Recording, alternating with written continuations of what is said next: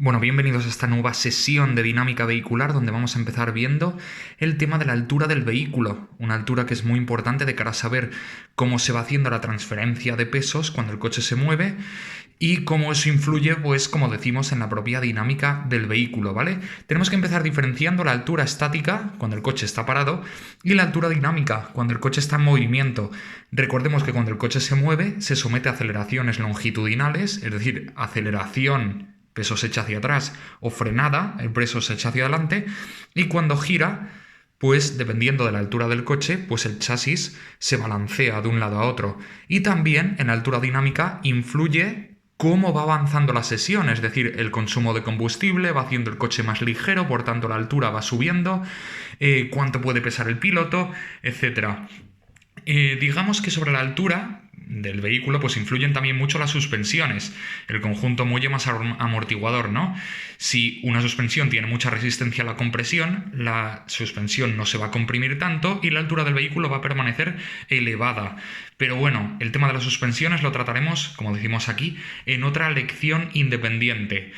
En términos generales, como ponemos en este párrafo, cuando desciende la altura del vehículo, cuando configuramos la altura del vehículo de tal manera que se descienda y el vehículo se acerque al suelo, pues se provoca obviamente el descenso del centro de gravedad y claro, como el vehículo está más pegado al suelo y no se permite a las suspensiones ya hacer tanto trabajo de compresión o extensión porque el coche está ya muy pegado al suelo, pues reducimos todos esos movimientos de los que hablaba anteriormente, en aceleraciones, deceleraciones y en el balanceo lateral. Y eso provoca que, digámoslo así, el movimiento del chasis, pues que esté mucho más controlado y no sea tan, bueno, que no oscile tanto a la hora de acelerar o decelerar o a la hora de girar a un lado o a otro. Y eso provoca que todo esté más solidario con las ruedas y con el movimiento que transmitimos a través del volante y que por tanto sean reacciones más ágiles, donde se mejore el control general, la estabilidad del vehículo, etcétera. Esto se provoca cuando descendemos la altura del vehículo, acercamos el centro de gravedad al suelo y, como decimos aquí, pues reducimos esos movimientos del vehículo y mejoramos su control, la estabilidad, etcétera. Pero claro, por contra, cuando acercamos el coche al suelo, lo dejamos cerca de baches. Cuando pisamos un piano, el piano está peligrosamente cerca del chasis, puede llegar a golpearlo, etcétera. Por eso lo de las alturas mínimas que hay que cumplir en muchas competiciones. Así que hay que buscar, como siempre, pues un poquito el equilibrio, ¿vale? Ya dependiendo de cómo sea el circuito o de cómo sea la trazada que nos gusta seguir a través de él, pues interesará llevar el coche más pegado al suelo, aun a riesgo de que se coma, digámoslo así, todas esas imperfecciones que puedan llegar a dañar el vehículo o que lo puedan hacer en un rebote de la suspensión, pues despegarlo del suelo, y cuando el coche está despegado del suelo, pues el coche no responde a nada que le hagamos. O si decidimos llevar el centro de gravedad más alto, la altura más alta, pero claro, sacrificamos un poquito ese control y esa estabilidad por dejar al coche más a merced de esos movimientos del chasis, de aceleraciones, deceleraciones, balanceos, porque el centro de gravedad está alto y demás.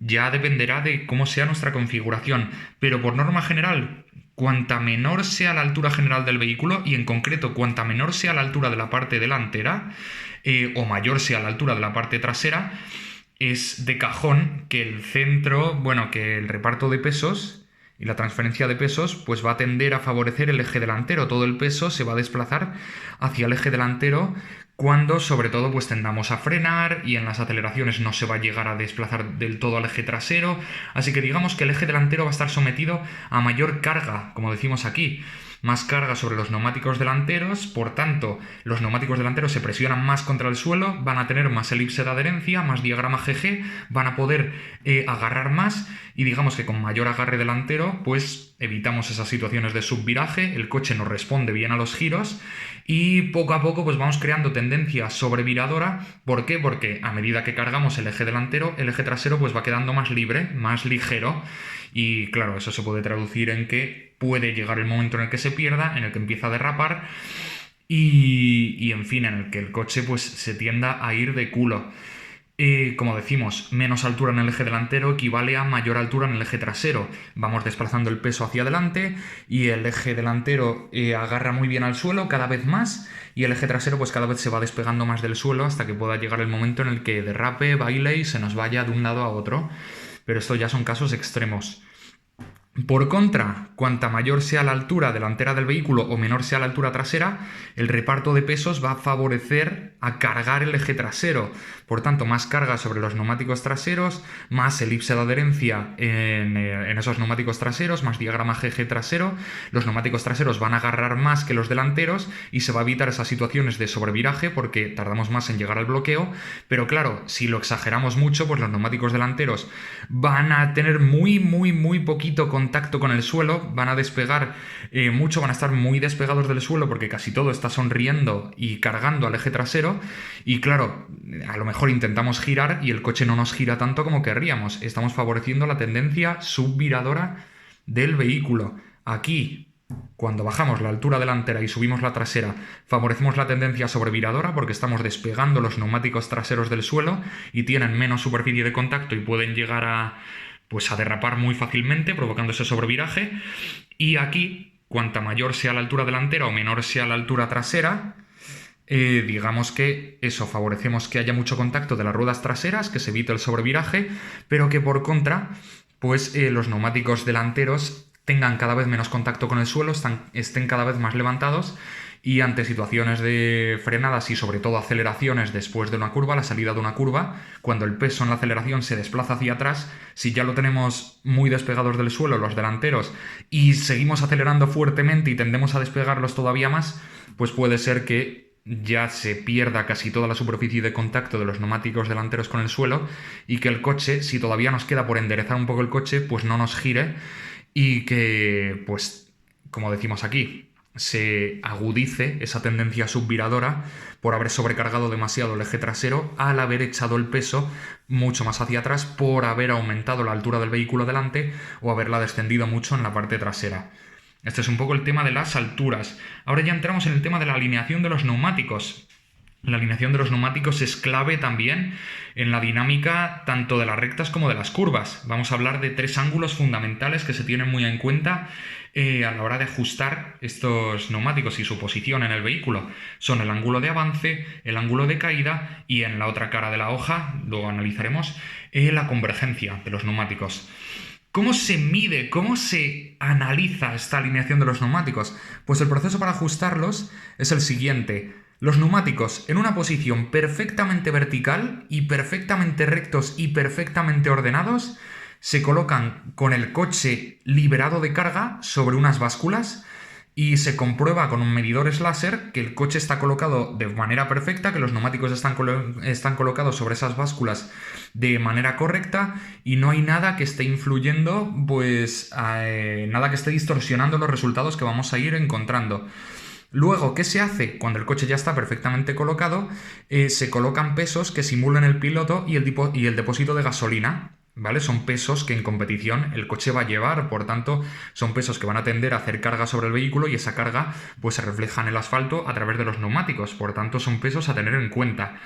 Luego, con las barras estabilizadoras desactivadas, porque las barras estabilizadoras son elementos que se pueden ajustar fácilmente en el fin de semana y son elementos que pueden influir sobre la alineación de los neumáticos, pero claro, si lo llevamos de un ajuste o de otro, pues nos está distorsionando la alineación. Por eso las tenemos desactivadas a la hora de hacer este primer ajuste y con esas barras desactivadas y con 4 hilos, bueno, con 4 hilos o con un hilo que marque un perímetro alrededor del coche, pues vamos tomando las medidas del hilo, ese hilo que marque un cuadrado perfecto alrededor del coche. Aquí hay un neumático, aquí habría otro y aquí habría otro, y vamos midiendo las distancias del neumático respecto a ese hilo. Por ejemplo, si el neumático está un poquito, luego lo veremos, con convergencia negativa o divergencia, pues el neumático va a estar así, mirándolo desde el techo, desde esta posición de la cámara del móvil, el neumático va a estar así. Esto es exagerado, pero bueno, el neumático va a estar así por tener esa divergencia o esa convergencia negativa. Y esto, midiéndolo con el hilo, pues el hilo va a estar aquí, va a estar perfectamente recto y el neumático va a estar así. Por tanto, la medida de esta parte del neumático al hilo va a ser menor que la medida de esta parte del neumático al hilo. La medida de esta parte al hilo va a ser menor que la medida de esta parte al hilo. Por eso decimos que el neumático, pues bueno, ahí podemos analizar que tenga más divergencia, más convergencia negativa o menos. Como decimos, se marca un hilo en un cuadrado perfecto alrededor del coche y se van tomando las medidas de ese hilo respecto a las 4 ruedas. Bien, el primero de los ángulos a analizar es el avance del neumático. El avance, sí, de los neumáticos del eje. Cuando miramos el coche de perfil, tal y como están, por ejemplo, estos dos croquis, cuando miramos el coche de perfil, el ángulo de avance es el ángulo que forma el eje que pasa a través de la suspensión con la vertical perpendicular al suelo que pasa a través del neumático. Más avance positivo, pues digamos que el neumático va más, que el eje que pasa a través de la suspensión va más tumbado, va más cercano al suelo. Menos avance positivo, pues digamos que se va haciendo cada vez más vertical y va coincidiendo cada vez más el eje perpendicular a través del suelo, del suelo a través del neumático, con el eje de la suspensión. El avance negativo no se usa, es algo que no existe ni debe existir porque, como decimos aquí, siempre tiene el avance un valor positivo porque si no, si el avance fuera cero, si este eje de la suspensión, si la suspensión fuera completamente vertical y tuviera el eje coincidiendo con el eje vertical perpendicular al suelo a través del neumático, sería como los carritos de la compra. Si nos fijamos en las ruedas de los carritos de la compra, bailan mucho. Es decir, cuanto menor sea el avance, cuanto más cercano al suelo, cuanto más cercano a cero, cuanto más coincida el eje de la suspensión con el eje perpendicular al suelo a través del neumático, cuanto mayor sea esa coincidencia, digamos que mayor agilidad tienen las ruedas, como las del carrito de la compra, que se mueve mucho a muchas partes. A la mínima que hagamos un giro, van a hacer ese giro de una manera muy exagerada, pero claro, son prácticamente incontrolables. Es decir, tienen muy poca estabilidad y muy poca precisión de movimiento. Queremos girar a la derecha, y sí, nos está girando a la derecha en nada de tiempo, pero nos está girando a la derecha de una manera incontrolable, y a la que aparezca algún bache, alguna irregularidad, pues corremos serio peligro de que nos gire, y si son las ruedas directrices del vehículo, pues de poder sufrir un accidente. Por tanto, el avance no es cero ni es negativo, sino que es siempre positivo. Se va tumbando el eje de la suspensión y se va acercando poco a poco, va haciéndose cada vez más paralelo al propio suelo.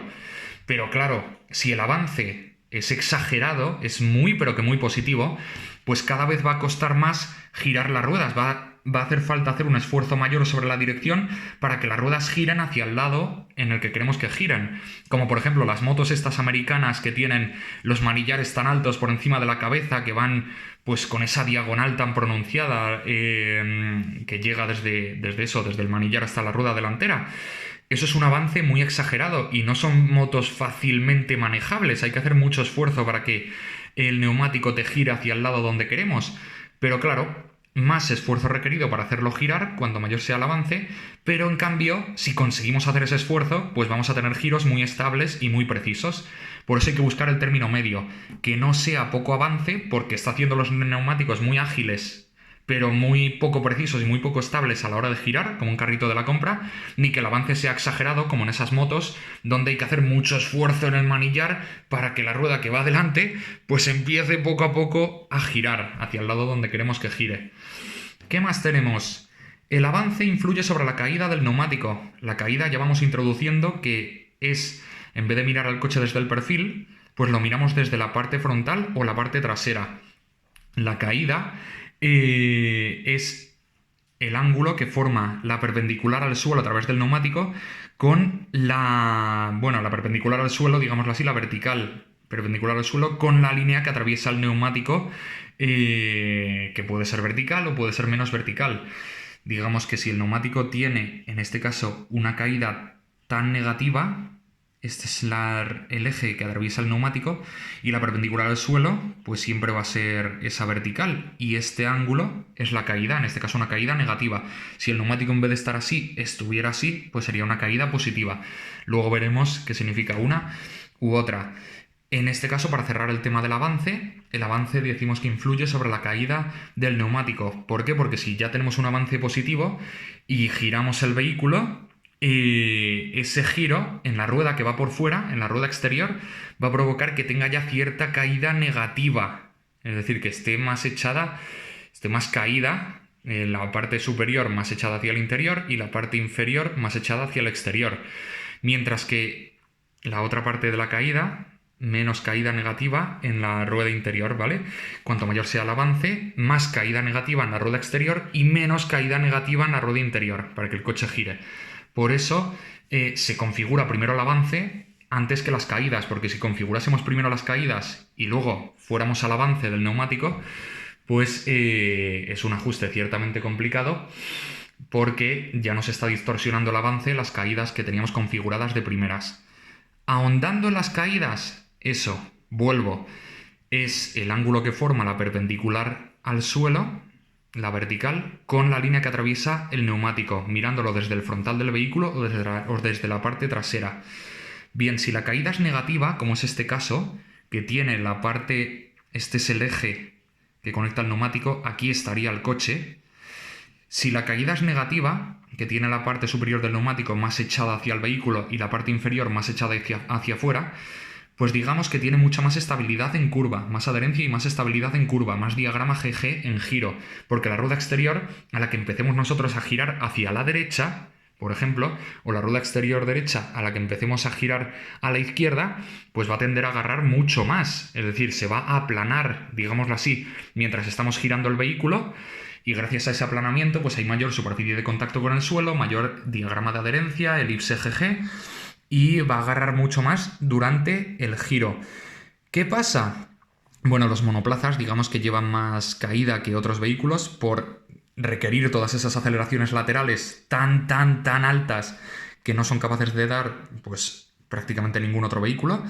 Pero claro, cuando luego llegamos a la recta, el neumático está un poco caído. En curva aprovecha y agarra todo. Hay mayor superficie del neumático en contacto con el suelo. Pero en recta, los neumáticos de la izquierda y la derecha, con esa caída negativa, pues están caídos y tienen menor superficie de contacto con el suelo. Esta parte del centro a la derecha del neumático está al aire, no contacta con el suelo, mientras que la parte izquierda es la única superficie que hay de contacto entre el neumático y el suelo, lo que hace que se reduzca esa superficie de adherencia, porque hay menor superficie de neumático contactando con el suelo, hay menor superficie de adherencia y por tanto se llega antes a la zona de bloqueo. Hay que tener cuidado en las frenadas porque puede bloquear, o en las aceleraciones porque puede bloquear el eje trasero y puede sobrevirar.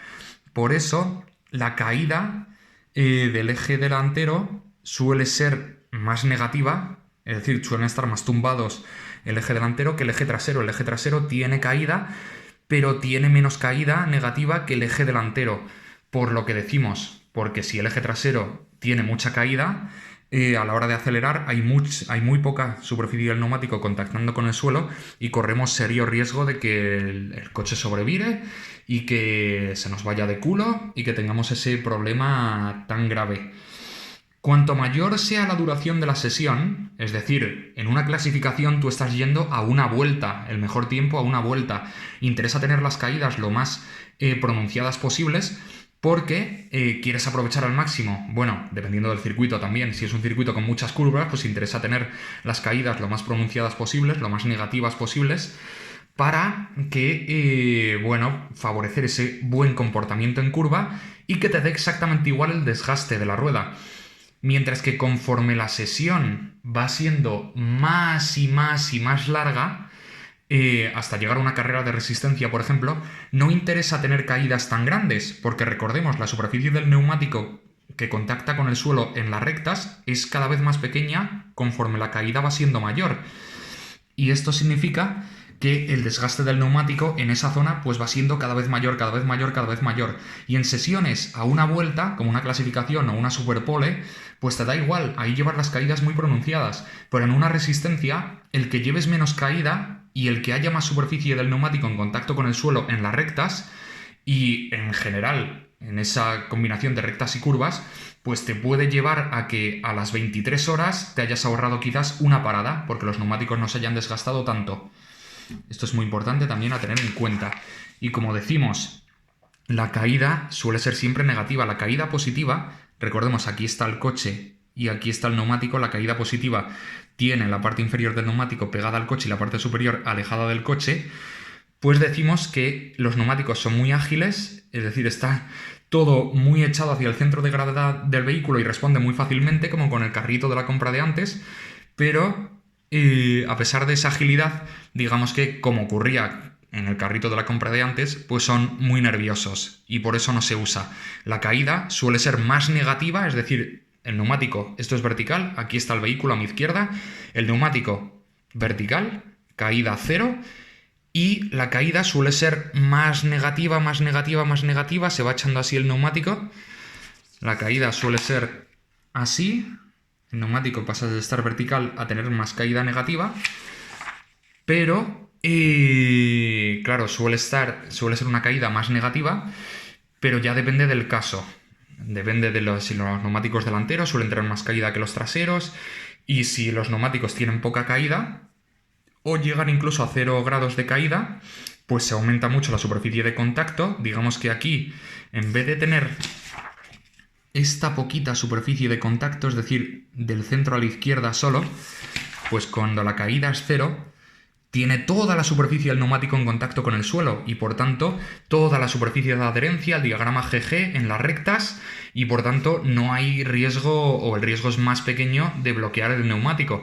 En curva no va a agarrar tanto, quizás no adhiera tanto, no consiga tanta elipse de adherencia, porque el neumático se va a inclinar y va a dejar de contactar con el suelo, mientras que si tiene caída, pues en curva contacta más neumático con el suelo.